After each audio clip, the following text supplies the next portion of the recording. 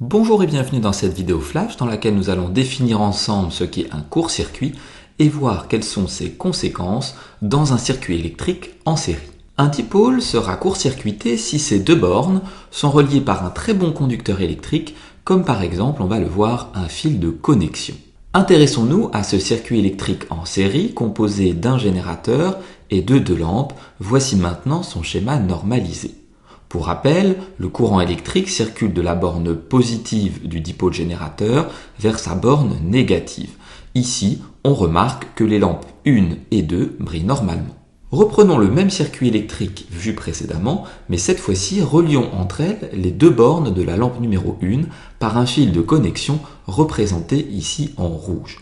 On remarque que la lampe numéro 1 est éteinte, tandis que la lampe numéro 2 brille fortement.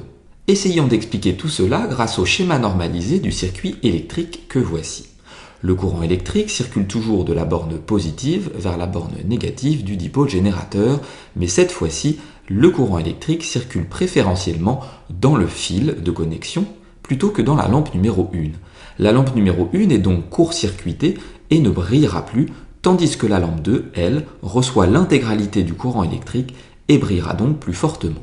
Retenez que le courant électrique prend en fait le chemin le plus simple, c'est-à-dire celui sur lequel la résistance électrique est la plus faible.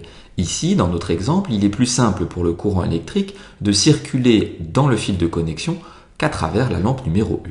Continuons notre expérience en reliant cette fois-ci la borne d'entrée de la lampe numéro 1 à la borne de sortie de la lampe numéro 2 par un fil de connexion représenté ici en rouge. On remarque cette fois-ci que les deux lampes sont éteintes. Voyons pourquoi grâce au schéma normalisé de ce circuit électrique. Le courant électrique circule toujours de la borne positive vers la borne négative du dipôle générateur. On le voit bien, cette fois-ci, les deux lampes sont court-circuitées et ne brillent plus puisqu'elles ne sont plus traversées par le courant électrique qui préférera passer par le chemin le plus simple, à savoir le fil du court-circuit. D'autre part, le générateur est lui aussi en court-circuit, puisque ces deux bornes sont reliées l'une à l'autre. Le générateur peut alors être endommagé. D'autre part, le fil du court-circuit va s'échauffer et peut provoquer, dans certains cas, un incendie.